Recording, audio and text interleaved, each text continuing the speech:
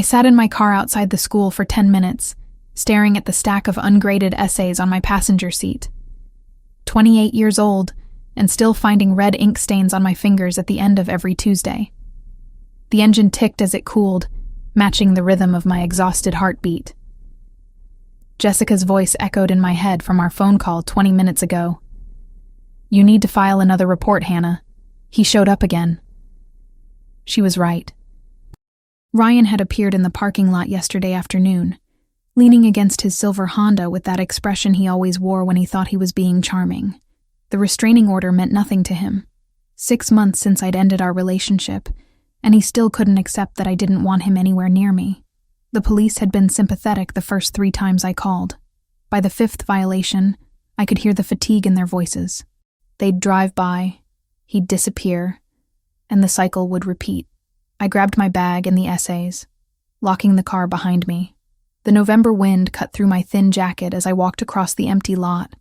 Most of the other teachers had left hours ago, but I'd stayed late finishing progress reports. Procrastination disguised as dedication.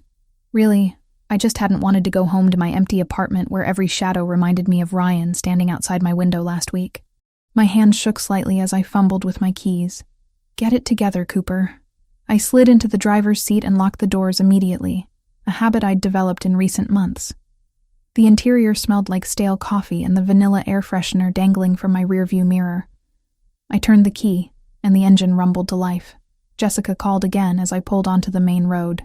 "Hey," I answered, tucking the phone between my shoulder and ear. "I'm heading home now." "Did you talk to the police?" "Not yet. I'll call them tomorrow." She sighed, heavy with disappointment and worry. "Hannah, this isn't going away on its own. Ryan isn't going to just stop." "I know." My throat tightened. "I just need to get home and grade these essays. I can't think about him right now." "You need to think about your safety. David and I could come stay with you for a few days if you want, just until this blows over." The offer touched me, but I couldn't accept. Jessica and her husband had already done too much, letting me crash on their couch when I first left Ryan, helping me move into my new place, screening my calls. I couldn't keep dragging them into my mess. "I'll be fine, I promise. I'll call you when I get home." "You better." We said goodbye, and I tossed the phone onto the passenger seat. The road stretched ahead, wet and gleaming from earlier rainfall. Most of the traffic had cleared out, leaving just a handful of cars making their way through the darkening evening. I merged onto the route that would take me across the Willamette River, a drive I'd made hundreds of times. The Riverside Bridge appeared ahead, its old steel frame outlined against the charcoal sky. I'd always liked this bridge at night, the way the lights reflected off the water below. But tonight, something felt wrong. A tightness had settled in my chest, and I couldn't shake the sensation of being watched. "Stop being paranoid. Ryan isn't following you." Except he had followed me before. 3 weeks ago, I'd noticed his Honda trailing me for 15 minutes before he finally turned off. When I'd confronted him about it later through text, he'd claimed it was coincidence. I gripped the steering wheel tighter as I started across the bridge. The river flowed dark and churning beneath me. There were only 2 other cars visible. One far ahead, its taillights disappearing around a curve, and another a comfortable distance behind me. Then it happened. The explosion of sound came first, a violent pop that sent my heart into my throat. The car lurched violently to the left, and I instinctively yanked the wheel to the right, trying to compensate. But the vehicle didn't respond the way it should. Instead, it fishtailed, the back end swinging wide. "No, no, no," I gasped, fighting for control. The steering wheel spun uselessly in my hands. The blown tire, it had to be the front left from the way the car was pulling, made any attempt at correction futile. I slammed on the brakes, but the wet pavement offered no traction.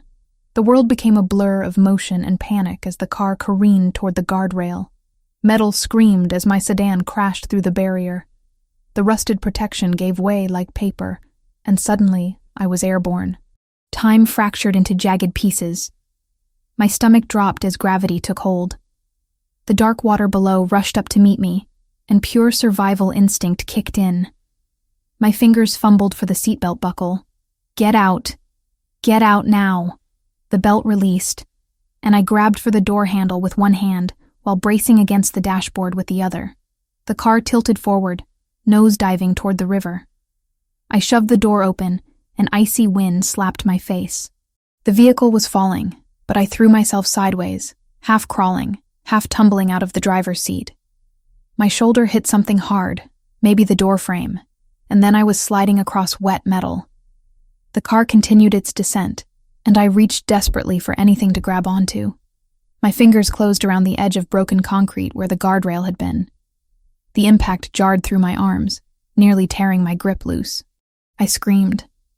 The sound ripped away by wind as my body swung beneath me. My feet dangled over nothing, over the black expanse of river waiting below. The car hit the water with a muffled crash that I felt more than heard. Cold spray exploded upward, reaching my legs. I hung there, fingers white-knuckled against the rough concrete, every muscle screaming as I tried to pull myself up. But I couldn't. I didn't have the strength. Headlights suddenly illuminated the scene. A car had stopped behind where mine had crashed through. I heard a door slam, then running footsteps. "Hold on," a male voice, deep and commanding. I couldn't turn my head to see who it was. All my focus centered on maintaining my grip. My fingers were slipping, the concrete wet and unforgiving. Then strong hands clamped around my wrists. "I've got you," the voice said, closer now. "Don't let go," as if I had a choice. The hands tightened, and I felt myself being pulled upward with shocking strength. Whoever this person was, they hauled me up like I weighed nothing.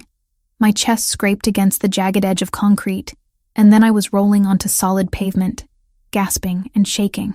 I lay there for a moment, unable to process what had just happened. My body felt disconnected from my mind, adrenaline and shock making everything seem distant and unreal.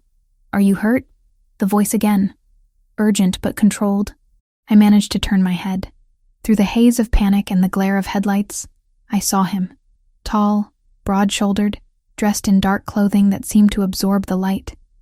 His face was shadowed, but I caught the gleam of his eyes, a warm brown that seemed almost amber in the strange illumination. "I don't know," I managed to whisper. My throat felt raw, as if I'd been screaming for hours. He knelt beside me, and I noticed his hands, still resting lightly on my arms, were steady, not shaking at all. Despite having just pulled someone from the edge of death, his face came into clearer view as he leaned closer, checking me for injuries. Strong jaw, dark hair pushed back from his forehead, an intensity in his gaze that made me feel simultaneously safer and more exposed than I'd ever been. "Can you move?" he asked. I tested my limbs, wiggling fingers and toes. Everything hurt, but nothing felt broken. "Yes, we need to get you off this bridge." "Can you stand?" With his help, I struggled to my feet. My legs felt like water, barely able to support my weight.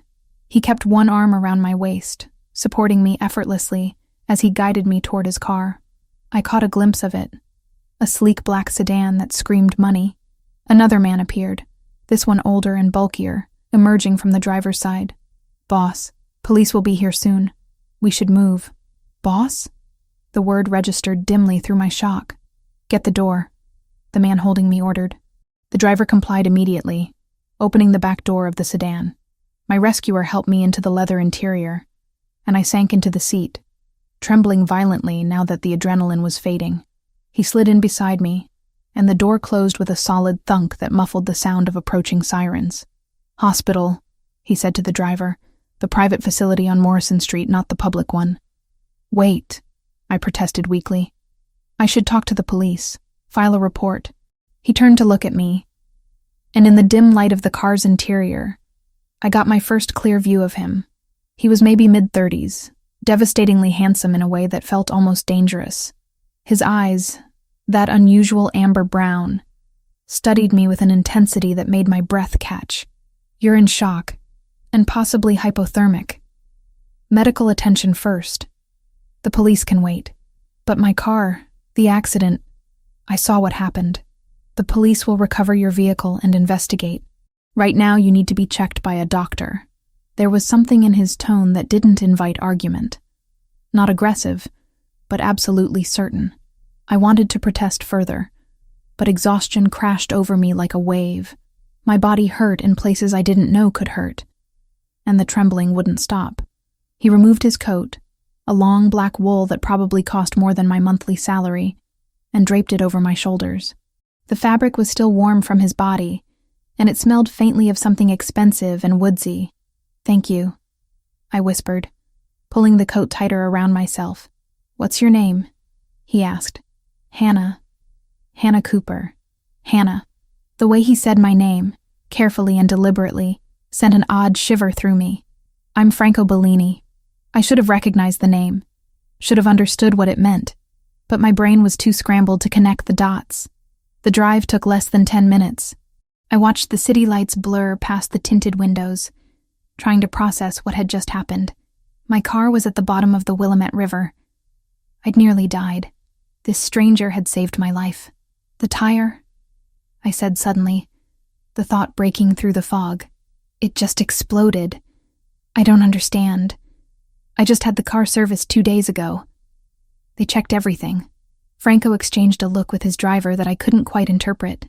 "Sometimes these things happen," he said, but there was something in his voice that suggested he didn't believe that at all. "Do you think someone—" I couldn't finish the sentence. It sounded paranoid even in my own head. "Do you have reason to think someone might want to hurt you?" Ryan's face flashed through my mind. The way he'd looked at me yesterday in the parking lot, that strange mixture of longing and anger, the restraining order he'd violated again and again, the text messages that bordered on threatening. "Maybe," I admitted, my voice barely audible. "My ex-boyfriend, he's been persistent since I ended things 6 months ago." Franco's expression didn't change, but something hardened in his eyes. "Persistent how?" "Showing up places he shouldn't. Following me sometimes. I have a restraining order, but he doesn't seem to care. The police say there's not much they can do unless he actually does something. And now, your tire mysteriously blows out on a bridge."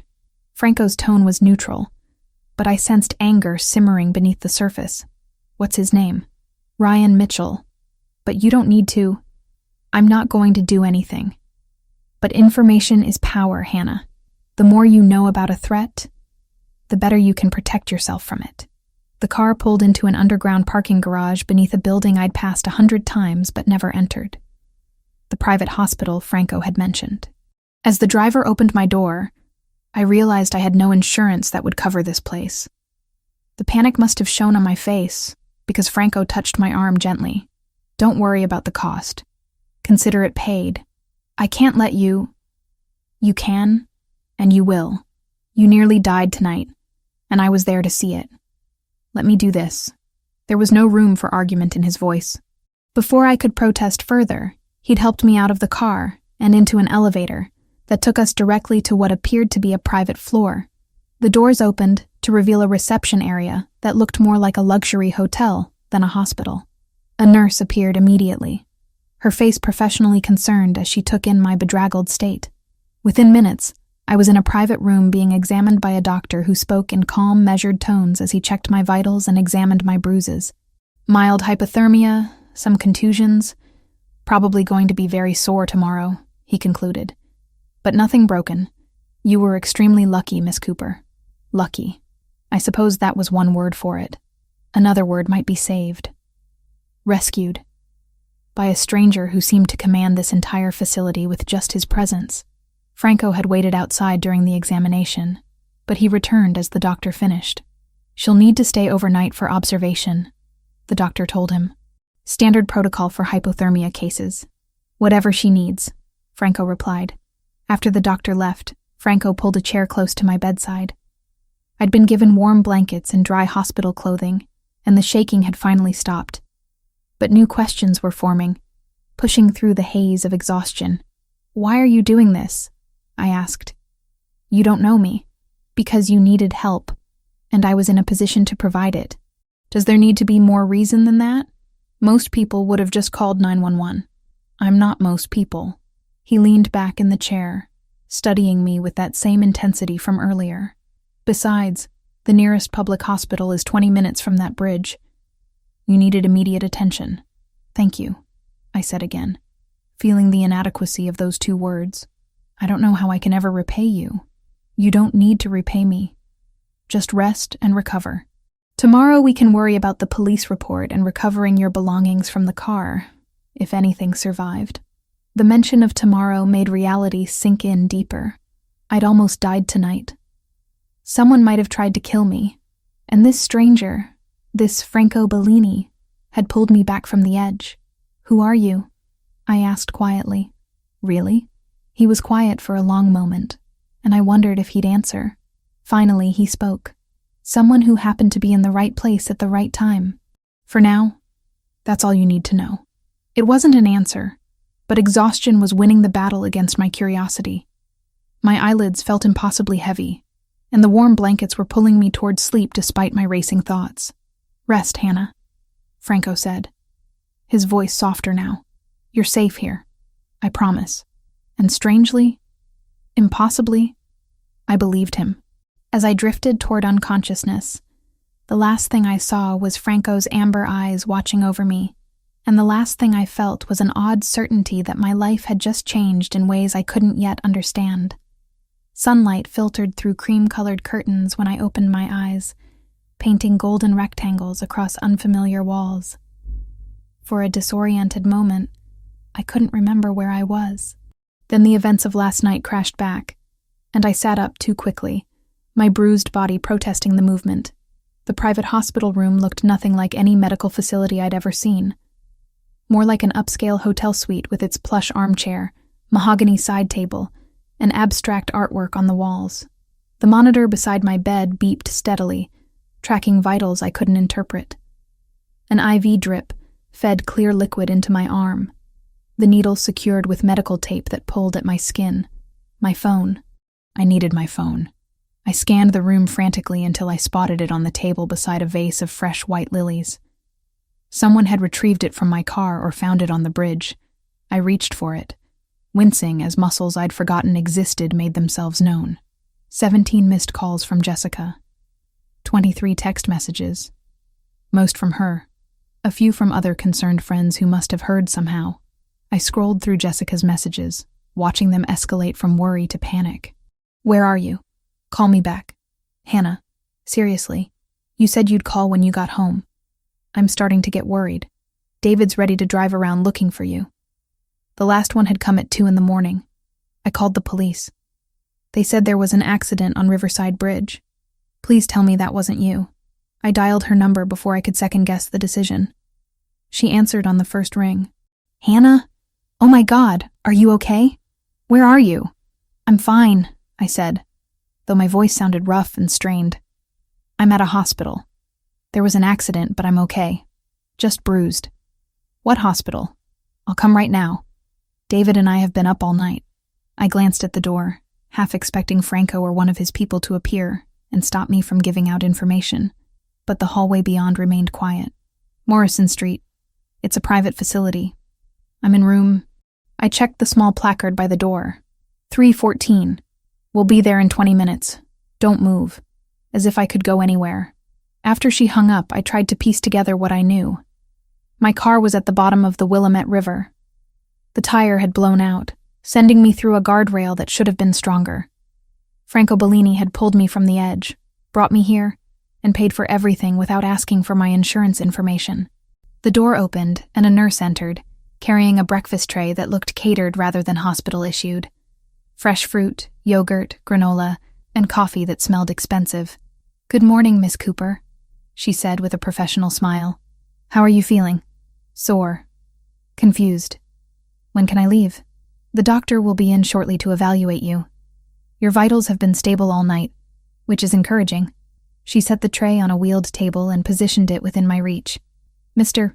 Bellini asked us to notify him when you woke. Would you like me to do that? The question felt loaded with implications I couldn't quite grasp. Is he still here? He left around 3 this morning, but asked to be informed of any changes in your condition. Of course he did. I picked at the fruit, my appetite non-existent despite the quality of the food. The nurse checked my IV, made notes on a tablet, and left me alone with my thoughts. Franco Bellini. The name tugged at something in my memory. A half-forgotten news article, or snippet of conversation. But exhaustion and medication made it impossible to focus. All I could remember clearly were his amber eyes and the certainty in his voice when he'd promised I was safe. Jessica burst through the door exactly 19 minutes later, David right behind her. She looked like she'd aged 5 years overnight. Her red hair pulled into a messy ponytail, dark circles under her eyes. "Oh my God," she breathed, rushing to my bedside.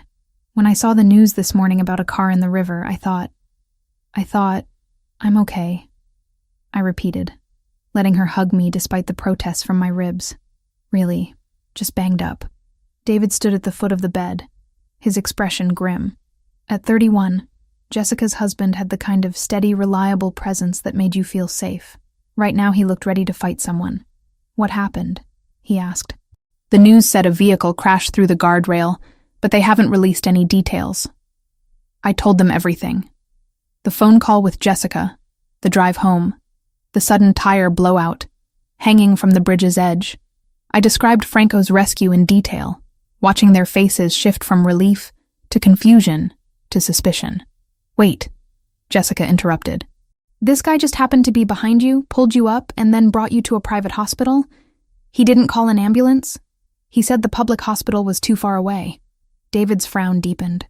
"Morrison Street Private is where politicians and CEOs go when they need discretion.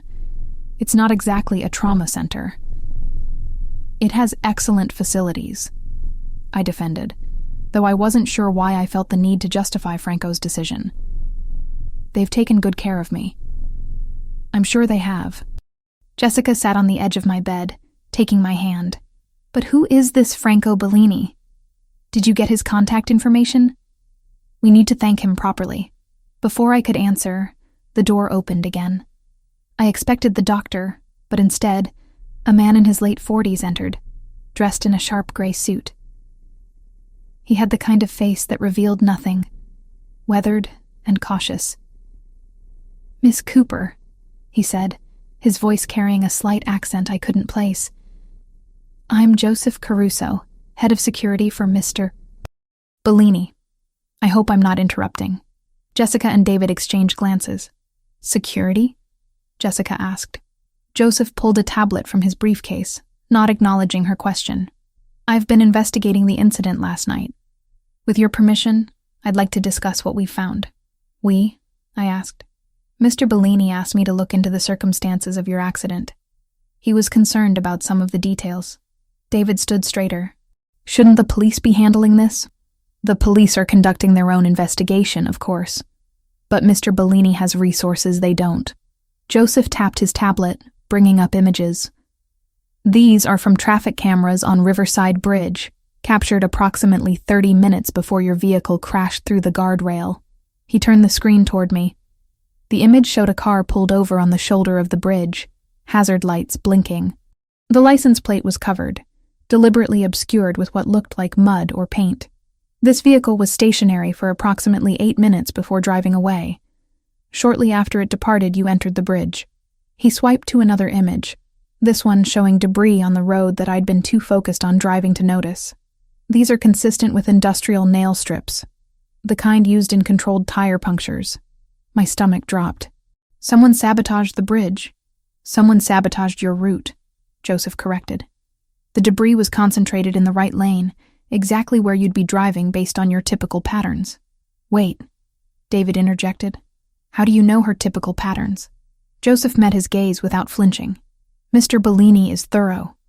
Once he learned about the restraining order against your ex-boyfriend, he had me pull together background information to assess potential threats." Jessica stood abruptly. "He's been investigating Hannah, without her knowledge?" "He's been protecting her," Joseph corrected, his tone mild but firm. "There's a difference." The room felt suddenly smaller, the air heavier. I should have been angry, violated by the invasion of privacy. Instead, a cold certainty settled in my chest. "Ryan did this. He tried to kill me." "We can't prove that yet," Joseph said. "But the evidence strongly suggests premeditation." The nail strips were placed and removed, leaving minimal trace. The guardrail you crashed through had been deliberately weakened.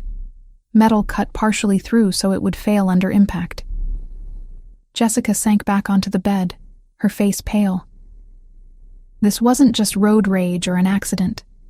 This was planned. Extensively planned, Joseph agreed.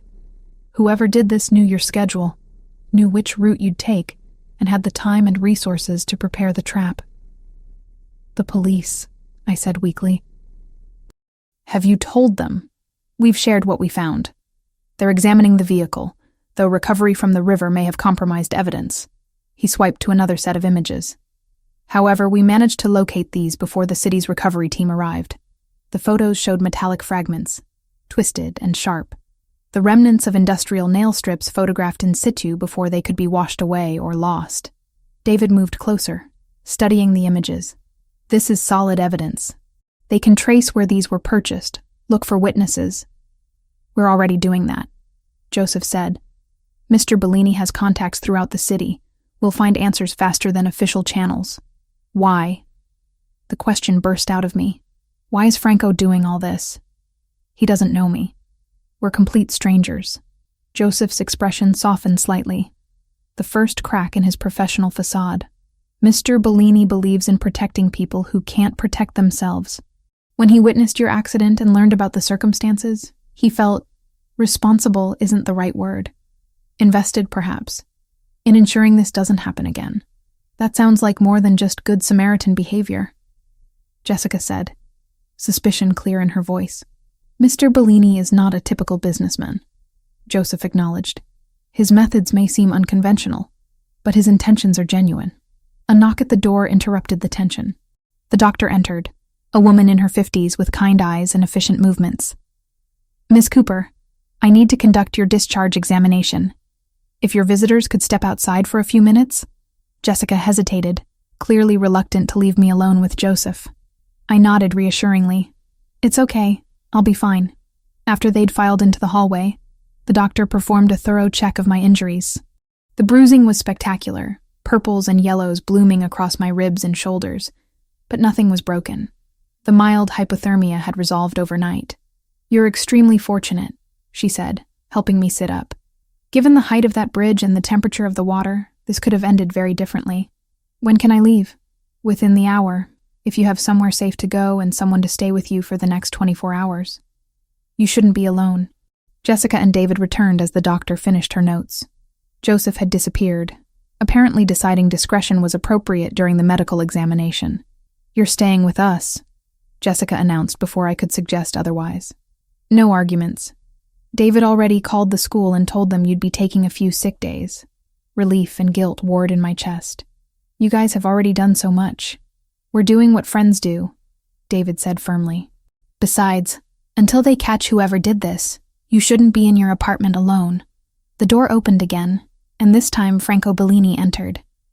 He looked different in daylight, less like a shadow and more like a man. His dark suit was perfectly tailored. His hair still damp as if he'd recently showered. Those amber eyes found mine immediately, and I felt the same strange jolt of connection from last night. Hannah, he said, my name sounding different in his mouth than anyone else's. I'm glad to see you're recovering well. Jessica positioned herself between us, protective instincts on full display. You must be Mr. Bellini. We want to thank you for saving Hannah's life. No thanks necessary.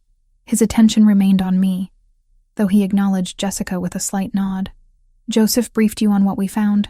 He did, I confirmed. It's a lot to process. Franco moved closer, ignoring the tension radiating from my friends. I know this is overwhelming. You've been through a traumatic experience, and now you're learning it was deliberate. But I want you to understand something important. He pulled a chair close to my bedside, sitting so we were at eye level. The intimacy of the gesture wasn't lost on anyone in the room. You're not safe going back to your normal life right now. Whoever did this, whether it's your ex-boyfriend or someone else, they're still out there. They failed once. They might try again. The police will protect her, David said, though his tone lacked conviction. Franco's expression remained neutral. The police will do what they can within their limitations. I can offer something more comprehensive. Such as? Jessica's voice was sharp with suspicion. I have a property outside the city. Secure, private, fully staffed. Hannah could stay there while we investigate, and until we're certain the threat has been neutralized. He looked at me again. those eyes seeing past my bruises to something deeper. I'm offering you protection, nothing more. No strings, no obligations. Just a safe place to recover. That's very generous, I said carefully. But I can stay with Jessica and David. Can they afford private security? Can they install bulletproof windows or employ armed guards? The questions weren't cruel, just pragmatic. I'm not suggesting your friends can't help. I'm saying I can help more. David's jaw tightened. Hannah, you don't know this man. He saved my life, I pointed out. Which we're grateful for, Jessica added quickly. But moving into his house? That's a big step. Franco stood, smoothing his suit jacket. I understand your hesitation. It's wise to be cautious. Take some time to think about it. He produced a business card, placing it on my tray table. This is my private number. Call anytime, day or night. What do you get out of this? I asked suddenly. You've paid for my medical care, had your security team investigate, and now you're offering me a place to stay. What's your angle? For the first time, something like respect flickered in his expression. Direct. I appreciate that. He considered his words carefully. I'm a businessman who deals with complicated situations. When I see someone in danger, someone who deserves better than what life has dealt them, I have the resources to help. That's my angle. The satisfaction of making a difference. It wasn't the whole truth. I could see that in the way he held himself. The careful choice of words. But it wasn't entirely a lie either. I'll think about it, I said. That's all I ask.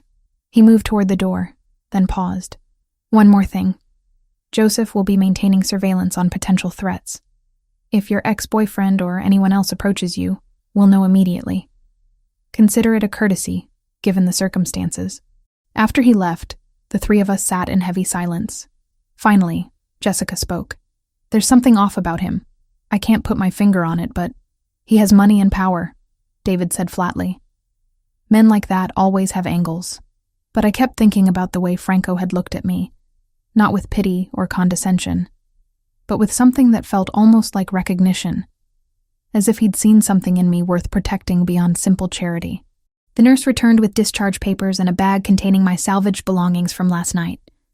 My purse, miraculously dry inside a waterproof compartment. My keys. And at the bottom, a note written in precise handwriting. The offer stands as long as you need it. Stay safe, Hannah. There was no signature, but I knew who'd written it. I folded the note and tucked it into my pocket, ignoring the questioning looks from my friends. Whatever Franco Bellini was, whatever his true motivations, he'd given me something precious last night beyond just saving my life. He'd given me the certainty that I wasn't alone in this fight. And right now, with someone out there who wanted me dead, that knowledge felt more valuable than anything else. I called Franco on the third day. Jessica and David had been wonderful hosts, letting me take over their guest room, and never once complaining about the disruption to their lives. But I could see the strain. David kept checking the locks obsessively. Jessica jumped every time a car door slammed outside. They were afraid, and it was my fault for bringing danger to their doorstep. The business card Franco had given me felt heavy in my pocket as I dialed. He answered on the second ring. Hannah. Not a question. He'd known it was me. I'd like to take you up on your offer. If it's still available. Of course. When would you like to move in? The directness caught me off guard. No questions about why I'd changed my mind. No gloating that I'd come around. Just immediate acceptance. Tomorrow. I don't have much to pack. I'll send a car at 10. Text me the address. After we hung up, I found Jessica in the kitchen, staring at her laptop, but not really seeing the screen. She looked up when I entered, worry etched in the lines around her eyes. I'm going to stay with Franco for a while, I said, before I could lose my nerve. Her expression shifted through several emotions before settling on resignation. You're sure about this? No. But staying here puts you and David at risk. At least at Franco's place, there's actual security. What do we really know about him, Hannah? Joseph mentioned he's not a typical businessman. What does that even mean? I'd been wondering the same thing. Franco Bellini had money, influence, and resources that went beyond what any legitimate entrepreneur should possess. But he'd also saved my life, and was offering protection when I desperately needed it. I don't know, I admitted, but right now, he's the only option that doesn't put innocent people in danger. Jessica stood and pulled me into a tight hug. Call me every day. Promise me. I promise. Her voice softened. After what happened on that bridge, I can't blame you for choosing the place with guards and gates. Just don't let him decide who you are, okay? David drove me to Franco's estate the next morning. The property sat 20 minutes outside Portland, hidden behind stone walls and mature trees that blocked it from the road. A guard checked our identification at the gate before waving us through. The driveway wound through manicured grounds, past gardens that must have required a full-time staff to maintain. The house itself was a colonial-style mansion that managed to feel both imposing and welcoming. Cream-colored stone, black shutters, and a portico entrance that suggested old money rather than new wealth. Jesus, David muttered, pulling to a stop in the circular drive. This place is massive. A woman in her 50s emerged from the front door, smiling warmly. She had the kind of face that invited trust, laugh lines around her eyes and silver threading through her dark hair. You must be Hannah, she said, approaching my side of the car. I'm Maria. I manage the household. Mr. Bellini asked me to show you around and make sure you have everything you need. I grabbed my single duffel bag from the back seat, feeling pathetically unprepared for whatever this was. David walked me to the door, his expression skeptical and protective. You call if you need anything, he said quietly. Anytime, day or night. We'll come get you. I will. Thank you for everything. After David drove away, Maria led me inside. The entrance hall alone was larger than my apartment, with polished hardwood floors and a staircase that curved up to the second floor. But it wasn't ostentatious. Family photos lined the walls, and fresh flowers filled a vase on a side table. Mr. Bellini is in the city handling business, Maria explained as we walked. But he wanted me to make sure you're comfortable. I'll show you to your room. She led me upstairs and down a hallway lined with closed doors. My room was at the end, spacious and bright with windows overlooking the gardens. A queen bed dominated the space, dressed in soft linens. A private bathroom connected through a door on the left. This is beautiful, I said, setting my bag on the bed. Mr. Bellini said to give you the blue room. It gets the best morning light. Maria moved to the windows, adjusting the curtains. The house has security, but you're free to move around as you please. Kitchen, library, gardens, all available. Dinner is usually at 7 if Mr. Bellini is home, but I can bring something to your room if you prefer. Thank you, Maria. This is more than generous. She smiled gently. Mr. Bellini is a good man, whatever else people might say about him. You're safe here, Hannah. After she left, I unpacked my meager belongings and tried to settle in. The room felt like a luxury hotel, not quite real. I tested the bed, soft but supportive, and explored the bathroom, which had a clawfoot tub and the kind of expensive toiletries I'd only seen in magazines. Eventually, restlessness drove me downstairs. I wandered through the main floor, taking in the formal living room, the study lined with books, the dining room that could seat 12. Everything was tasteful, expensive, but lived in. Not a showpiece, but an actual home. I found my way to the back of the house, where French doors opened onto a stone patio. Beyond that stretched the gardens I'd seen from my window. I stepped outside, breathing in the November air, crisp and clean. That's when I heard it. Church bells, distant but clear. Following the sound, I walked through the garden along a path lined with late-season roses. The bells grew louder until I reached a small building tucked among the trees. A chapel, its white stucco walls and simple cross unmistakable. The door stood slightly ajar. I hesitated, feeling like an intruder, then pushed it open quietly. The interior was simple but beautiful. Wooden pews, stained glass windows that cast colored light across the floor, and at the front, an altar with a crucifix. And kneeling before that altar, head bowed in prayer, was Franco Bellini. He wore dark pants and a white shirt, the sleeves rolled to his elbows. His hands were clasped, lips moving silently. I'd never seen anyone pray with such intensity, such complete focus. It was intimate in a way that made me feel I shouldn't be watching. I started to back out, but a floorboard creaked under my foot. Franco's head lifted, and he turned to look at me. For a moment, neither of us spoke. "I'm sorry," I said quietly. "I didn't mean to interrupt." "You're not interrupting." He stood with fluid grace, crossing himself before walking down the aisle toward me. "I'm glad you found this place. It's open to you any time. You have your own chapel. My grandmother insisted when my father built this house. She said no home was complete without a place to pray." He gestured to the pews. "Walk with me?" We sat in the second row, the silence comfortable rather than awkward.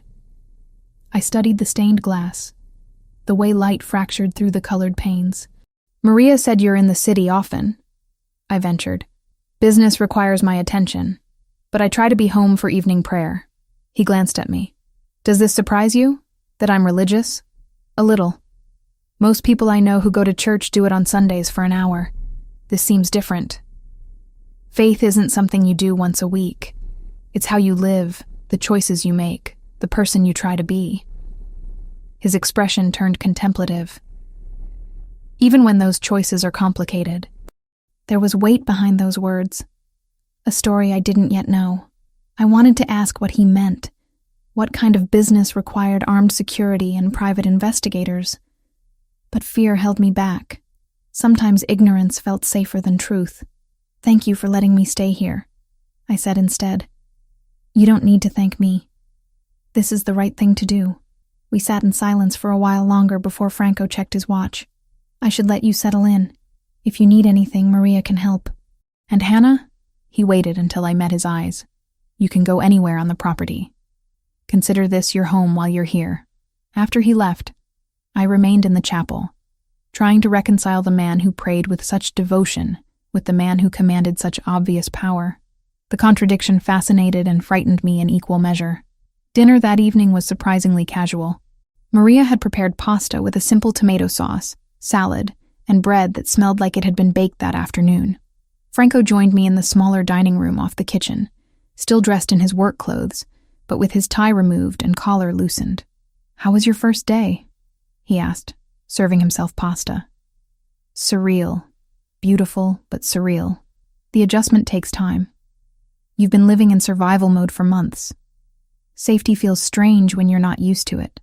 Yeah, the observation was too accurate. "How do you know so much about me?" Joseph's reports were thorough. But also I recognized the signs. The way you check exits, watch shadows, startle at unexpected sounds. He took a bite of pasta, considering his words. "You've been hunted. It leaves marks." Speaking from experience? Something dark flickered across his face, in a manner of speaking. We ate in silence for a moment before I gathered courage. "Joseph mentioned your business involves complicated situations. What does that mean exactly?" Franco set down his fork, giving me his full attention. "It means I operate in areas most people prefer not to think about.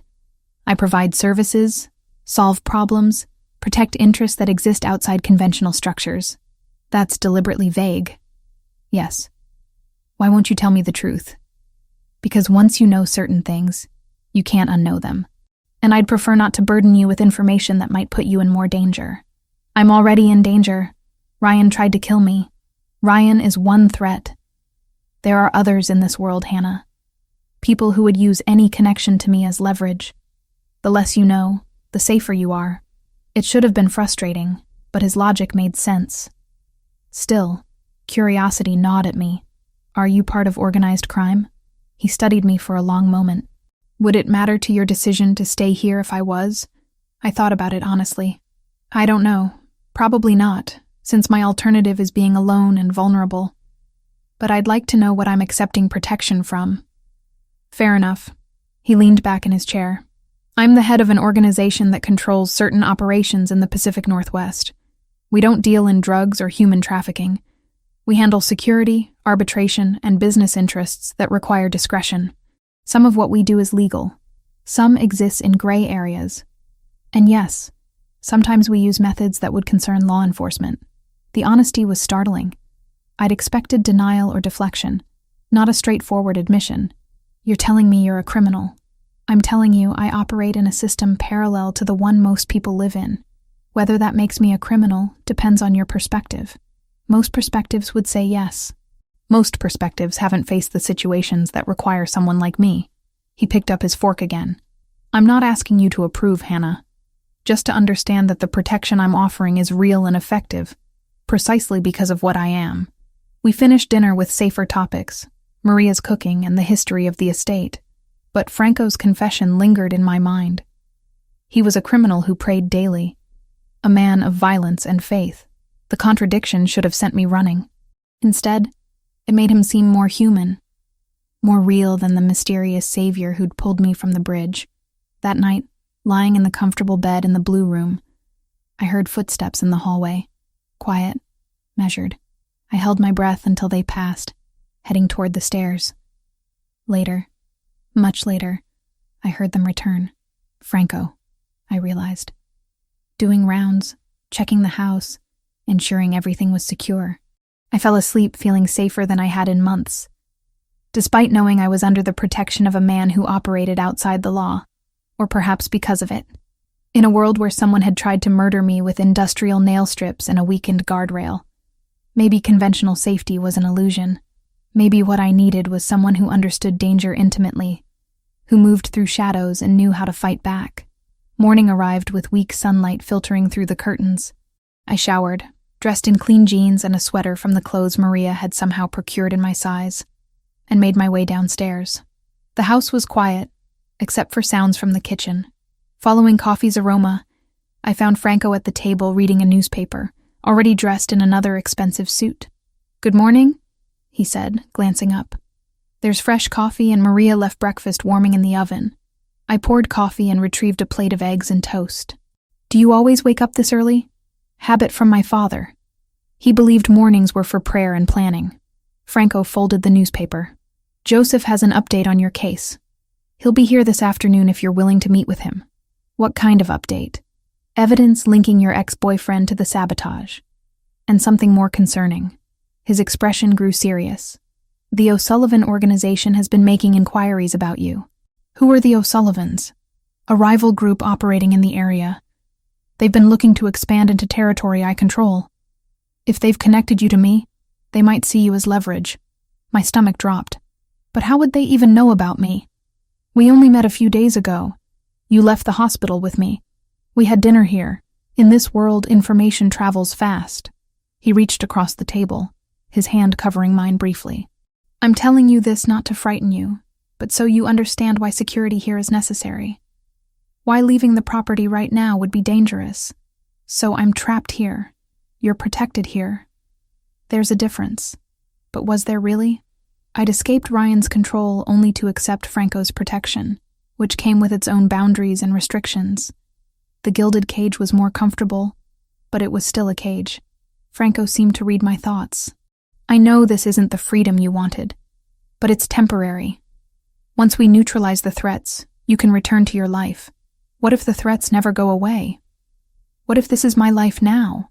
He was quiet for a moment, and when he spoke, his voice held unexpected gentleness. "Then, we find a way to make it bearable. Together." The word hung between us, carrying implications I wasn't ready to examine. Together suggested partnership, connection, something more than just protection and gratitude. And the way Franco looked at me, with warmth tempering the intensity in his amber eyes, made my pulse quicken in a way that had nothing to do with fear. I pulled my hand away, needing distance to think clearly. "I should call Jessica. Let her know I'm settling in." "Of course. Your phone works here, though Joseph has added some security protocols to prevent tracking." After breakfast, I retreated to my room and called Jessica. She answered immediately, relief evident in her voice. "Thank God. I was starting to worry when you didn't call last night. I'm sorry. It was a long day and I crashed early." I filled her in on the estate, careful not to mention Franco's confession about his business. Some things were mine to process before sharing. "So, you're really staying there? With this man we barely know?" "For now. It's either this or put you and David at risk again." She sighed heavily. "I hate this. I hate that you're in this situation." "I know. Me too."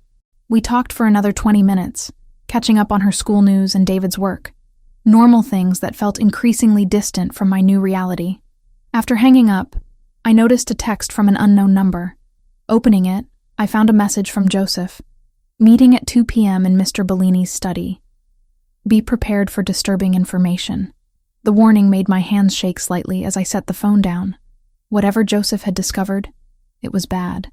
And in a world where someone had already tried to kill me once, that was saying something. 2 weeks at Franco's estate had given me a false sense of security. I fell into a rhythm. Mornings in the chapel listening to church bells. Afternoons reading in the library. Evenings sharing meals with Franco when business allowed him to be home. The bruises from the bridge had faded to yellow-green shadows, and the nightmares came less frequently. Then Jessica called with news that shattered the calm. The school needs you back, she said. Mrs. Peterson is asking when you'll return. They can't hold your position forever. I stood by the window in my room, watching security patrol the grounds. I don't know if I can come back yet. Hannah, it's been 2 weeks. You can't hide forever. The word hide stung, because it was accurate. Someone tried to kill me, Jess. I know. But you have a life, a career. You can't let Ryan take that away too. After we hung up, I found Franco in his study reviewing documents. He looked up as I entered, immediately setting aside his work. Everything all right? My school wants me back. Jessica thinks I'm hiding. Are you? The directness caught me off guard. Maybe. But I'm also staying alive. Franco stood and moved to the window beside me. Joseph has teams watching the school. If you want to return to work, we can arrange protection. Discreet protection? Because having bodyguards follow me into classrooms isn't exactly subtle. 2 people in the parking lot, plain clothes. You'd never know they were there. The offer was generous, but doubt gnawed at me. What if Ryan shows up again? Then my people will handle it before he gets within 50 feet of you. Franco's tone left no room for doubt. You don't have to decide today, but I won't keep you prisoner here, Hannah. This is meant to be sanctuary, not a cage. I made the decision that night and called the school the next morning. Mrs. Peterson, my principal, sounded relieved. We've missed you, Hannah. The substitute has been struggling with your AP students. Monday arrived cold and bright. Franco insisted on driving me himself, rather than sending his usual driver. We rode in comfortable silence until we reached the school parking lot. Text me when classes end, he said. I'll pick you up personally. You don't have to do that. I want to. His amber eyes held mine. Be careful today. The school felt simultaneously familiar and alien. Students rushed past chattering about weekend plans. Teachers gathered around the coffee machine in the break room. Jessica spotted me immediately and pulled me into a tight hug. Thank God. I was starting to think you'd never come back. Neither was I admitted. My first 3 periods passed without incident. The students asked where I'd been, and I gave vague answers about a family emergency. By lunch, I'd almost convinced myself everything would be fine. Then I saw him. Ryan stood across the parking lot, leaning against a chain-link fence separating the school property from a public street. He wore sunglasses despite the overcast sky, but I knew he was watching me. My blood turned to ice. I pulled out my phone with shaking hands and texted Franco. He's here. The response came within seconds. Don't approach. Security is moving in. Stay inside. But I couldn't move. Couldn't look away. Ryan lifted one hand in a casual wave, and the gesture felt like a threat. Jessica appeared at my elbow. Hannah? What's wrong? Ryan, by the fence. She followed my gaze, her face draining of color. We need to call the police. Franco's people are already handling it. 2 men I hadn't noticed before approached Ryan from different angles. They didn't touch him, didn't speak loudly. But Ryan's body language changed immediately. He stepped back, hands raised in mock surrender. Then he was gone, disappearing down the street with Franco's security following at a distance. My phone rang. Franco's voice was tight with controlled anger. He violated the restraining order. I'm calling the police now. He didn't actually come on school property. He doesn't need to. The order specifies he can't be within 200 feet of you. That fence is maybe 100 feet from where you're standing. Police arrived 20 minutes later. I gave my statement to an officer who looked tired and skeptical, as if restraining orders were suggestions rather than legal requirements. We'll pick him up, he said without enthusiasm. But Miss Cooper, you should know these situations rarely resolve quickly. He'll post bail, and you'll be right back where you started. So what am I supposed to do? Wait for him to actually hurt me before you take this seriously? The officer's expression softened slightly. I'm on your side. But the system has limitations. My advice? Stay somewhere safe and keep your phone charged. After school, I found Franco waiting in the parking lot as promised. The look on his face when I approached made students stop and stare. There was nothing soft about him in that moment, just cold fury barely contained. Get in the car, he said quietly. We drove in silence until we left the city limits. Then Franco pulled onto a side road and parked. This can't continue, he said, still gripping the steering wheel. Ryan is escalating. The police arrested him. He'll be out by tomorrow morning, and next time he'll be smarter about it. Franco turned to face me. I need to tell you something Joseph discovered this morning. My stomach dropped. What? Ryan has been meeting with members of the O'Sullivan organization. Multiple times over the past 3 weeks. The people you said were your rivals. Yes. They've been funding him, providing resources. The tire sabotage, the surveillance. It wasn't just Ryan acting alone. The parking lot. Ryan appearing at the school. None of it had been coincidence. Why would they help him? Because they identified you as someone I care about. Someone they could use against me.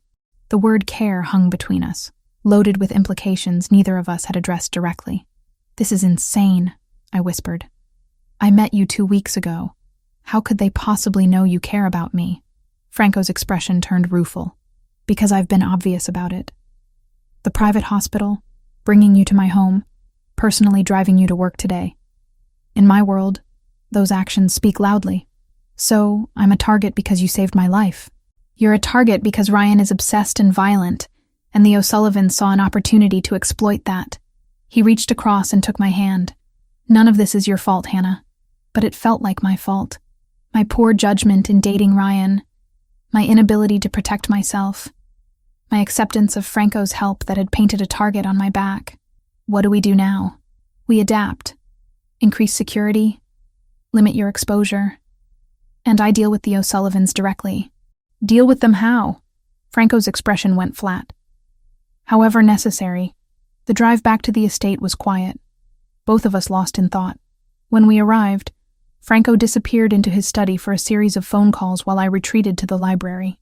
Evening fell, and Maria brought dinner on a tray since Franco was still working. I picked at the food, appetite gone, mind replaying Ryan's wave in the parking lot. The casual arrogance of it, knowing he'd gotten under my skin. Franco found me hours later, curled in an armchair with an unread book. He looked exhausted, tie loosened and hair disheveled from running his hands through it. Joseph has people watching Ryan's apartment, he said, sitting across from me. The moment he's released, we'll know. This isn't sustainable. I can't spend my life running from him. You won't have to. Franco leaned forward, elbows on his knees. I promised to keep you safe, and I intend to honor that. But Hannah, you need to understand something. The path forward might require actions that make you uncomfortable. What kind of actions? The kind that ensure Ryan and the O'Sullivans understand you're permanently off limits. I should have been frightened by the implication. Instead, I felt something else. Relief, maybe, that someone was finally willing to fight back on my behalf. I trust you, I heard myself say. I don't know why, but I do. Franco's expression softened. That's dangerous. Trusting men like me. Maybe. But men like you are the only ones who've actually helped. He stood and offered his hand. Come with me. There's something I want to show you. I followed him through the house and out to the gardens. Night had fallen completely, stars visible above the trees. Franco led me to the chapel, its white walls glowing in the moonlight. Inside, candles flickered on the altar. Franco had been here recently, praying again. When my father died, Franco said quietly, I made promises I've spent 15 years keeping. Promises to protect the family, maintain our territory, never show weakness. He turned to face me. But tonight, in this place, I want to make a different promise. My heart hammered against my ribs. Franco, I will keep you safe, Hannah. Not because you're leverage or responsibility, but because from the moment I pulled you off that bridge, You became important to me. More important than business or territory or any promise I made to dead men. The rawness in his voice undid something in my chest. I closed the distance between us, reaching up to touch his face. He caught my hand, holding it against his cheek. You deserve better than this, he murmured. Better than me, better than this life. Stop telling me what I deserve. Let me decide that. Then I kissed him, not desperately like I might have after the trauma of the bridge, but deliberately, choosing him, choosing this, choosing to stop running from the one person who'd truly seen me. Franco responded with surprising gentleness, one hand cradling the back of my head, while the other wrapped around my waist. The kiss deepened slowly, building heat between us that had nothing to do with danger and everything to do with want. When we finally broke apart, both breathing hard, Franco rested his forehead against mine. This changes things, he said. I know. I'm not an easy man to love, Hannah. I'm not asking for easy. I'm asking for real. He pulled back enough to meet my eyes. Real is all I know how to give. That night, lying in my bed alone because Franco insisted we take things slowly despite the kiss, I finally understood what I'd been feeling. Safety wasn't just about security teams and reinforced windows. It was about finding someone who saw you completely, flaws and fears and broken parts, and chose to stand beside you anyway. Franco Bellini was dangerous, complicated, wrapped in violence and shadows, but he was also the man who prayed every morning, who kept his promises, who looked at me like I mattered more than anything else in his complicated world. And tomorrow, when Ryan made bail and resumed his obsessive hunt, I wouldn't face it alone. The weeks after our kiss in the chapel transformed into something I hadn't expected. Franco became both my protector and my partner. Though we moved slowly, deliberately, testing the boundaries of what we were becoming to each other, he still slept in his own room, still maintained careful distance. But the looks between us had changed, charged with possibility. I requested an extended leave from school. Mrs. Peterson granted it reluctantly after I explained the ongoing safety concerns. Jessica called every few days, her worry evident even through the phone. You're really staying there? With him? Yes. Hannah, I'm scared for you. Not just because of Ryan, but because you're getting involved with someone we know nothing about. She wasn't wrong to worry, but what she couldn't understand was how safe I felt here, despite the danger swirling outside the estate walls. Or maybe because of it. Franco's world was violent and complicated, but it was also oddly honest. No pretense, no hidden agendas, just clear lines and consequences. Franco started including me in parts of his life he'd previously kept separate. He took me to a community center in the Italian neighborhood of Portland, where teenagers practiced basketball in a gym that had his family's name on a plaque. An older woman hugged him when we arrived, speaking rapid Italian. My grandmother would have loved you, Franco said as we watched the kids play. She believed in using our resources to build something good. Your family funded this? My father started it. I've maintained it. These kids, they don't have much, but they have a safe place to go after school, meals, tutoring. Some of them will make it out of poverty because of this center. I saw the pride in his expression, the genuine care. This was the man who prayed every morning, who tried to balance the darkness of his work with light wherever he could find it. We also visited a restaurant on the waterfront where ex-convicts worked in the kitchen and dining room. Franco knew each person by name, asked about their families, listened to their struggles with finding housing and staying clean. Society throws them away, he explained during the drive home. One mistake and they're marked forever. I give them a second chance. Some succeed, some fail, but at least they have the opportunity. Is this guilt? I asked carefully. Trying to atone for your other business? Partially, but also pragmatism. These people are loyal because I've shown them respect when no one else would. That loyalty is valuable. Everything with Franco had layers. Good intentions mixed with strategic thinking, compassion entangled with self-interest. It should have disturbed me more than it did. One afternoon, I found him in the library working through documents. He looked up as I entered, setting aside his papers. I need to ask you something, I said, settling into the chair across from him. The school wants me to decide about coming back permanently or taking a longer leave, maybe until next semester. What do you want to do? I don't know. Teaching is my career, my identity. But I can't focus on AP literature when I'm constantly looking over my shoulder for Ryan. Franco was quiet for a moment. What if you could teach without the exposure of a public school? Private students, maybe. Or develop an educational program that you controlled. I don't have the resources for that. But I do. He leaned forward. I've been thinking about expanding the community center. Adding educational components. Tutoring programs for kids who are falling behind.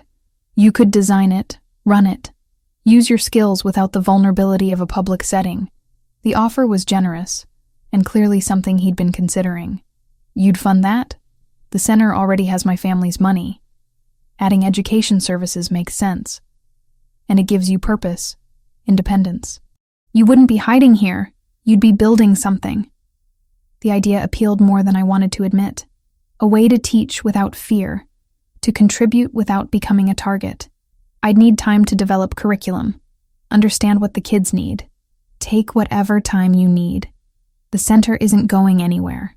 That night at dinner, Franco received a call that made his expression go cold. He excused himself, disappearing into his study. When he returned an hour later, tension radiated from every line of his body. Ryan posted bail, he said without preamble. He's back on the streets. My appetite vanished. Already? His lawyer is connected to the O'Sullivans. They're pushing for this, using Ryan as a proxy to get to me. Franco sat heavily in his chair. Joseph has teams tracking him, but I want you to stay on the property until we assess his next move. I've barely left anyway. I know. And I hate that this is your life now. He reached across the table, taking my hand. But we will end this, Hannah. I promise you that. The next few days passed in tense waiting. Ryan didn't approach the estate or make contact, but Joseph's reports showed him meeting repeatedly with known O'Sullivan associates. They were planning something. Franco spent long hours in his study or away on business. When he was home, I could see the calculation in his eyes, the strategy forming. He was preparing for war, and I was the reason. One evening, I found him in the chapel after midnight. He sat in the front pew, head bowed but not praying, just sitting in the silence. Can't sleep? I asked, sliding in beside him. Too much on my mind. Ryan and the O'Sullivans? Among other things. He turned to look at me, and in the candlelight his face seemed younger, more vulnerable. I'm trying to figure out how to protect you without becoming the monster you'll eventually hate. What does that mean? It means the solution to this problem involves actions that good people don't take, that good people shouldn't witness. I understood what he wasn't saying. To truly stop Ryan and the O'Sullivans, Franco would need to use methods that existed outside law and morality. Violence, threats, perhaps worse. I'm not as innocent as you think, I said quietly. I've spent months wishing Ryan would just disappear, imagining scenarios where he couldn't hurt me anymore. Those aren't the thoughts of a good person either. Thinking and doing are different. Are they? The intent is the same. Franco reached out, brushing hair from my face. I don't want you to carry the weight of what comes next. That's my burden. We're in this together. You keep saying that. So let me actually be in it with you, not sheltered from reality. He searched my face for a long moment. You're sure? Yes. Then tomorrow, Joseph will brief us both on what he's learned. All of it. No filters. And after that, we decide how to move forward. The next afternoon, the three of us gathered in Franco's study. Joseph spread photographs and documents across the desk, mapping out connections between Ryan and the O'Sullivans. Ryan has been staying in an O'Sullivan safe house, Joseph explained. He's receiving money, legal support, and operational assistance. In exchange, he's providing information about Miss Cooper and acting as a visible threat. Why haven't they moved more directly? I asked. If they want to use me against Franco, why rely on Ryan? Plausible deniability, Franco said. Ryan is a jealous ex-boyfriend with a documented history of harassment. If something happens to you, they can claim they had no involvement. It's psychological warfare disguised as domestic violence. Joseph nodded. They're testing your response, Franco. Seeing if you'll overreact and give them justification for retaliation, or if you'll show weakness by failing to protect someone under your care. Neither option is acceptable, which is why we need a third option, Joseph said. One that removes Ryan from the equation and sends a clear message to the O'Sullivans without starting open conflict. Franco's expression was unreadable. What do you suggest? Ryan violated his restraining order multiple times. With proper evidence and pressure in the right places, we can ensure his bail is revoked and he faces significant jail time.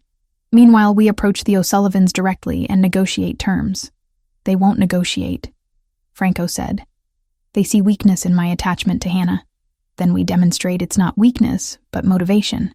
Joseph pulled out another photograph, showing an O'Sullivan-controlled warehouse. Hit them where it costs. Make continuing this vendetta more expensive than backing down. Franco studied the image. That escalates things. They've already escalated by involving civilians. We're just responding in kind.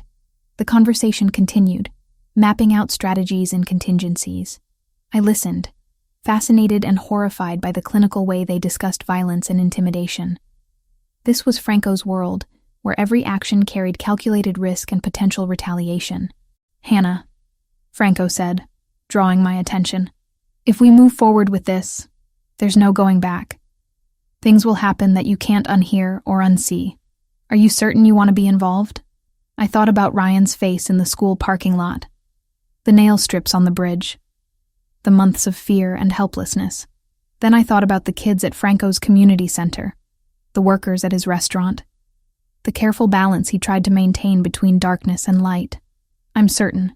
Franco held my gaze for another moment, then nodded. Then we proceed. Joseph, start preparing. I want detailed plans by tomorrow night. After Joseph left, Franco pulled me close, wrapping his arms around me. I rested my head against his chest, listening to his heartbeat. No matter what happens, he said quietly, you stay safe. That's non-negotiable. You too. I've survived worse than the O'Sullivans. That doesn't make me worry less. He pressed a kiss to the top of my head. Then we'll worry together. 3 weeks of careful planning and tension culminated on a Friday evening. I'd been working on curriculum for the community center program when Jessica called. Her voice panicked. Hannah, I can't reach David. He was supposed to meet me after work 2 hours ago. His phone goes straight to voicemail. Ice flooded my veins. Where were you supposed to meet? That Italian restaurant downtown. The one where we had our anniversary. I ran to Franco's study. He was on the phone but ended the call immediately when he saw my face. Jessica's husband is missing. Franco's expression went cold. He dialed Joseph before I finished explaining, speaking in rapid commands. Within minutes, we had confirmation. David Turner had left his office at 5:30. His car was still in the parking garage. He'd never made it to the restaurant. The O'Sullivans took him, Joseph said over speakerphone. We're tracking now. Why David? I asked, though dread already supplied the answer. Leverage, Franco said grimly. They know Jessica is your closest friend. Taking her husband sends a message. My phone buzzed with an incoming video. Unknown number. Franco grabbed it before I could, his jaw clenching as he watched. He turned the screen toward me. David sat in a chair, hands bound, clearly frightened but unharmed. Behind him, 2 men I didn't recognize. The video had no audio, just David's terrified face, and a timestamp showing it was recorded 20 minutes ago. A text followed. Your choice, Bellini. The woman or the friend's husband. Midnight. Warehouse District, Pier 9. Come alone. They're forcing a decision, Joseph said. Classic intimidation tactic. Franco was already moving, grabbing his jacket and phone. Get the team ready. Full tactical. I want surveillance on that warehouse in 30 minutes. Franco? They said come alone. He turned to me, and the look in his eyes was absolutely lethal. I don't negotiate with people who take innocence. They want war. They'll get it. What about David? If you go in with force, I won't let them hurt him. But I also won't walk into a trap designed to eliminate me and leave you defenseless. He pulled me close, pressing a hard kiss to my forehead. Jessica needs to know. Call her. Bring her here. Maria will look after her while we handle this. The next 2 hours were the longest of my life. Jessica arrived shaking and pale, collapsing into my arms the moment she walked through the door. We sat in the living room while Maria brought tea neither of us touched. "This is my fault," I whispered. "They took David because of me." "No," Jessica said fiercely. "They took David because they're monsters." "You didn't do this, Hannah." But I had. By accepting Franco's protection, by falling for him. I'd painted targets on everyone I cared about. Franco and 8 men left the estate at 11. I watched from the window as their vehicles disappeared into the night, carrying weapons and tactical gear.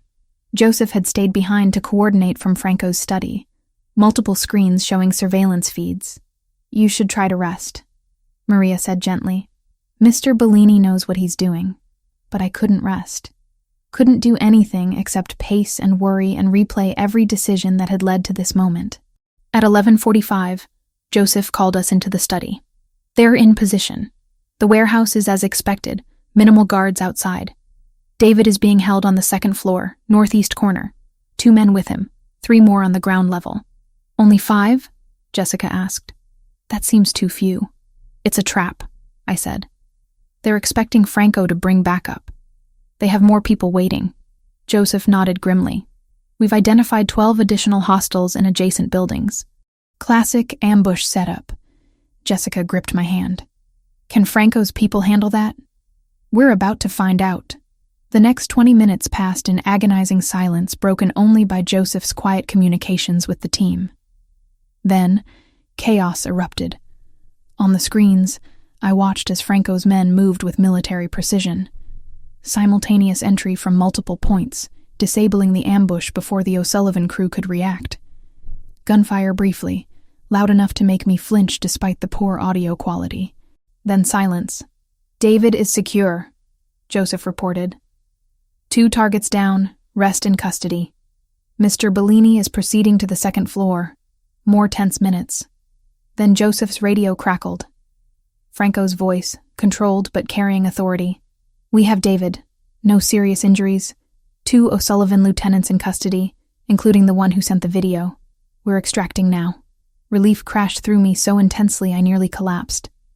Jessica sobbed, burying her face in her hands. They returned an hour later. David stumbled out of the car, bruised but walking on his own. Jessica ran to him, and they held each other while Franco approached me. "He's okay."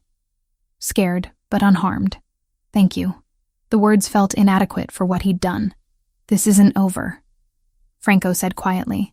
"But we sent a message tonight. No one under my protection is an acceptable target." Inside, Maria had prepared food and medical supplies. David sat at the kitchen table while Franco's doctor examined his wrists where the ropes had cut into skin. "I'm sorry," I told David and Jessica. "I'm so sorry you got dragged into this." David looked at me, his usual calm demeanor shaken but not broken. "You didn't drag us anywhere. We chose to stand by you. That's what friends do." "He's right," Jessica added. "Though I'll admit, I didn't expect it to involve actual kidnapping."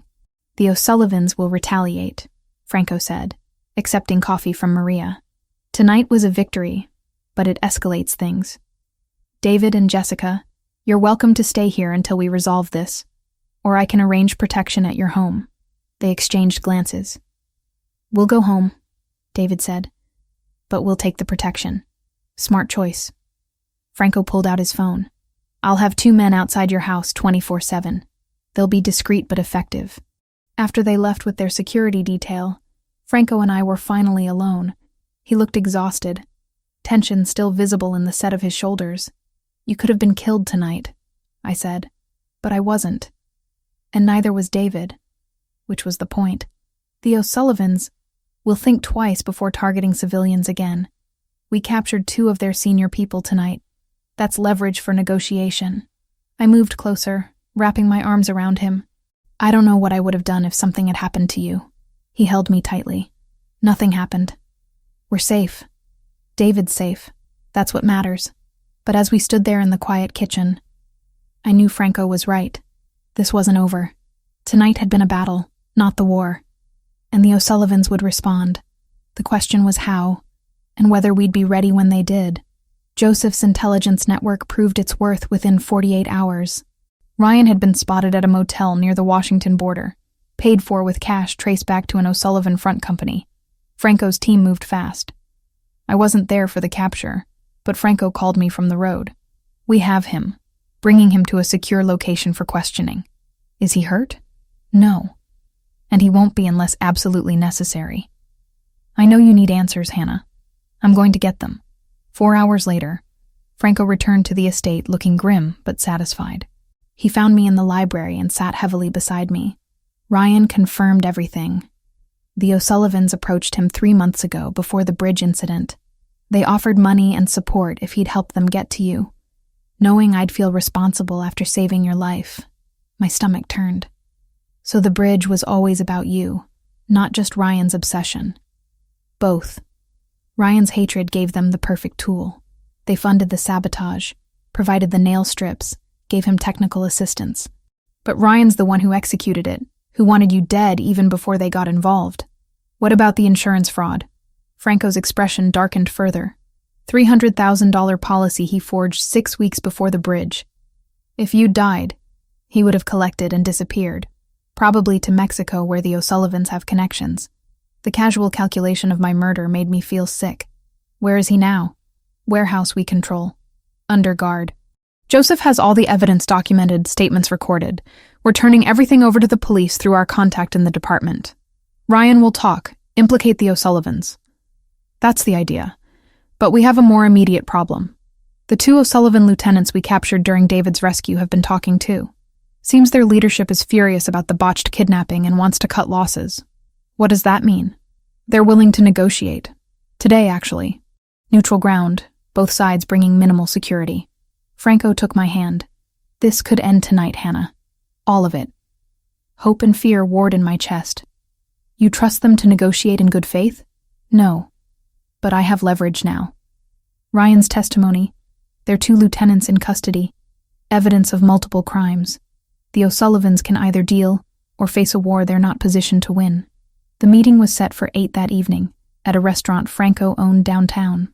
Neutral in theory, but with the home field advantage of his territory, he insisted I stay at the estate with Maria and additional security. If this goes wrong, they might try to grab you again. I need you safe. Franco, be careful, please. He pulled me close, kissing me with an intensity that felt like promise, and goodbye rolled together. I'll come back. I always do. After he left, Jessica called. Her voice sounded steadier than it had in days. David told me what Franco's doing tonight. Trying to end this. Yeah, I'm terrified. Me too. But Hannah, David, and I talked. After everything that's happened, we understand why you're with Franco. He's not what we expected. What did you expect? A monster, honestly. But he risked his life to save David. That's not something monsters do. Her acceptance meant more than I could express. Thank you for not hating me. Never. You're my best friend. That doesn't change. 2 hours passed like decades. I tried reading, couldn't focus. Tried eating, had no appetite. Finally, Joseph emerged from Franco's study. It's going well. The O'Sullivans agreed to terms. They're signing documents now. What terms? They cede 3 territorial operations to Franco, pay substantial reparations for David's kidnapping, and agree that you and anyone connected to you are permanently off limits. In exchange, Franco releases their 2 men and agrees not to pursue further retaliation for past actions. That's really it? They just accept defeat? They're pragmatic. Continuing cost them more than conceding.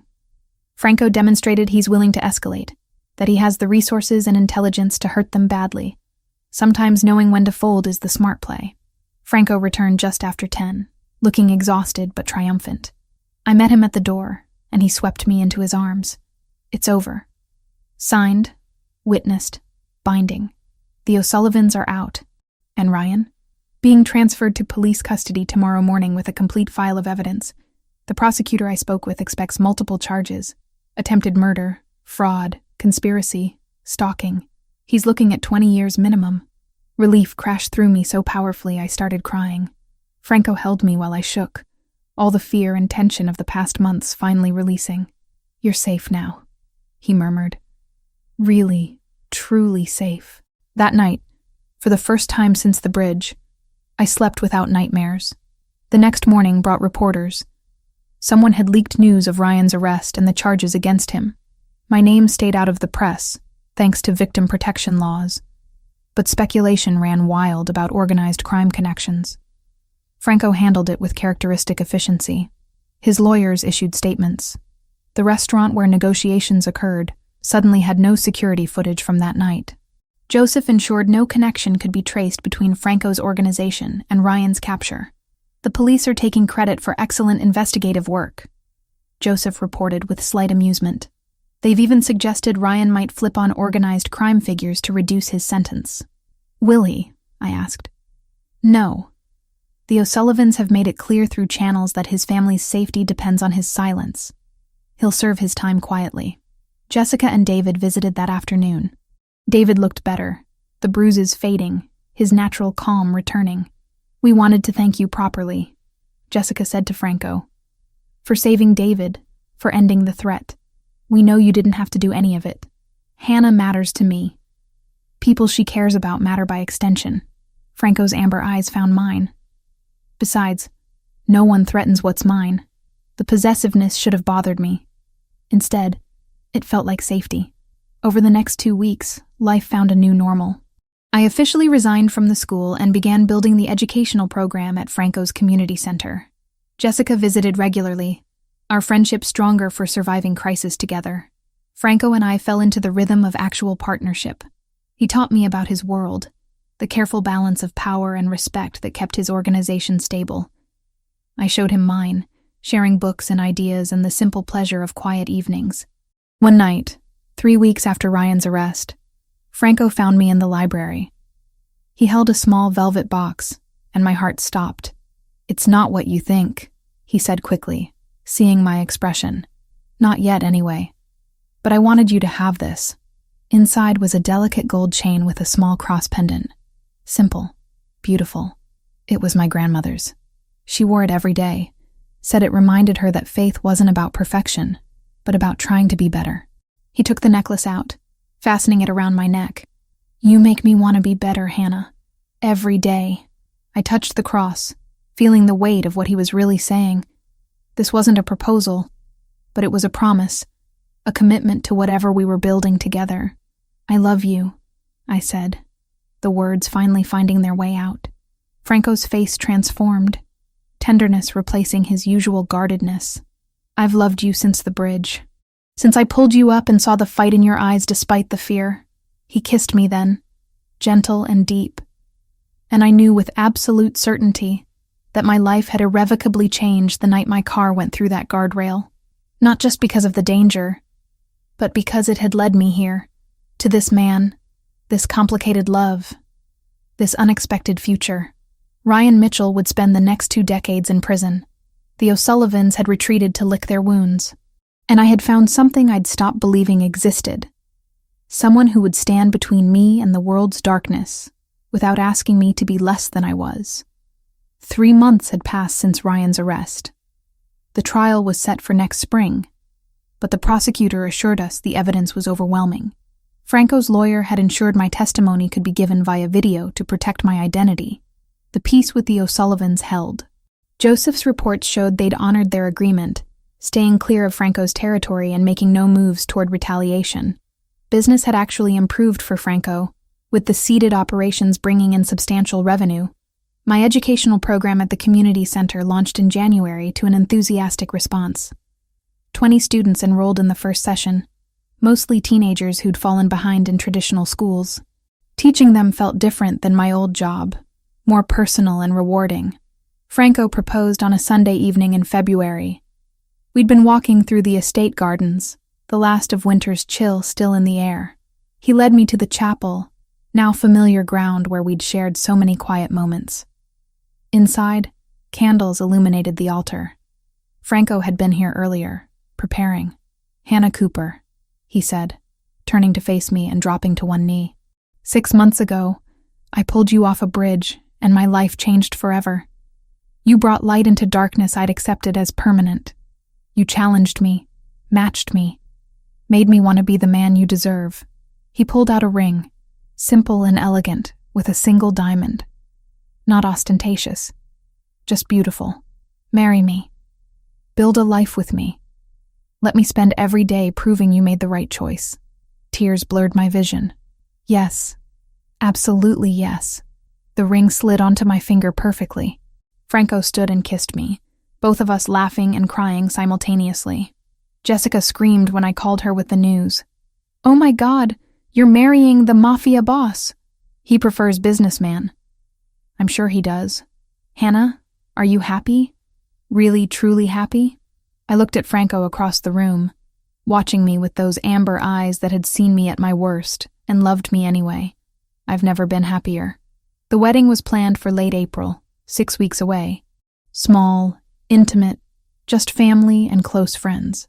Father Michael, the priest who'd known Franco's family for decades, agreed to perform the ceremony, despite understanding the full scope of Franco's business. "God's grace extends to all who seek it," he told us during our pre-wedding counseling. "Franco, you've done much in your life that grieves the Lord, but I've also seen your charity, your protection of the weak, your genuine faith. Marriage to Hannah is a new chapter. Make it count." Jessica helped me find a dress, cream silk that flowed rather than poofed. Simple, like everything else about the ceremony. Franco wore a dark suit and looked devastating. The chapel filled with people I'd come to know over the months. Maria, weeping openly. Joseph, stone-faced but with suspiciously bright eyes. Kids from the community center. Workers from Franco's restaurant. David, fully recovered and standing as one of Franco's groomsmen. Jessica stood beside me as maid of honor, squeezing my hand when I got emotional during vows. I, Hannah, take you, Franco, to be my husband, to stand with you through light and shadow, to love the complicated man you are, to build something honest and real in this messy life we've chosen. Franco's voice was steady, but his hands trembled slightly, taking mine. I, Franco, take you, Hannah, to be my wife, to protect you always, to honor the strength that first caught my attention, to thank God every day for the moment our paths crossed. Father Michael blessed us, pronounced us married, and Franco kissed me with such tenderness that several people in the congregation wiped their eyes. The reception happened in Franco's garden, transformed with lights and flowers. Music played, people danced, and for one perfect evening, the complications of our lives faded into joy. "You did it," Jessica said, hugging me tightly. "You found your person in the most unlikely place." I really did. Franco's family embraced me completely. His uncle, a man in his 70s with Franco's eyes, pulled me aside. "You're good for him. I see it in how he carries himself now. Less burdened. Thank you for that." 3 months after the wedding, I woke feeling nauseous. Maria noticed immediately. "When was your last cycle?" I counted back and realized with shock that I was 6 weeks late. "Oh my God," she smiled knowingly. "I'll send someone to the pharmacy." The test was positive. Then another. And another, just to be sure. Franco was in his study when I found him. He looked up as I entered, immediately reading something in my expression. "What's wrong?" "Nothing's wrong. I'm pregnant." He stared at me for a full 5 seconds. Then he stood, walked around the desk, and dropped to his knees in front of me. His hands went to my still flat stomach, his forehead resting against it. "Thank you," he whispered. "Thank you." I ran my fingers through his hair. This powerful, dangerous man reduced to gratitude and awe. "We're having a baby." He looked up, and I saw tears tracking down his face. A baby. Our baby. That night, he held me gently, one hand never leaving my stomach as if protecting what grew there. We talked about names, nurseries, what kind of parents we wanted to be. "I want better for our child than what I had," Franco said. "The family business, the violence, the moral compromises. I want them to have choices I didn't. We'll give them that. Together." Jessica and David visited the next day, David bringing flowers and Jessica bringing excitement. "A baby Bellini. This is amazing." She hugged me carefully as if I might break. "How's Franco handling it?" He cried, actually cried. "That man really loves you." "I know. I really love him too." Looking back at the month since that night on the bridge, from the terror of that ledge to the joy of this moment, felt surreal. Ryan was imprisoned, paying for his crimes. The O'Sullivans had backed down, their threat neutralized. My career had transformed into something more meaningful than I'd imagined. And Franco, the man who'd saved my life in every possible way, was now the father of my child. I stood in the garden that evening, watching sunset paint the sky gold and pink. Franco came up behind me, wrapping his arms around my waist. "What are you thinking about? That night on the bridge? How terrified I was. How certain I was going to die. And now?" I leaned back against him, feeling the solid strength that had never failed me. "Now I'm more alive than I've ever been." His lips brushed my temple. "Good, because this is just the beginning, Hannah. Our beginning." In the distance, the chapel bells rang for evening prayer. Franco would go soon to kneel before the altar, thanking God for grace he felt he didn't deserve. And I would wait here, one hand on my stomach, thinking about the future we were building together. A future born from tragedy, forged in danger, and secured by a love neither of us had expected but both of us had chosen. The hand that pulled me from the abyss had never let go, and I had no intention of ever releasing it either.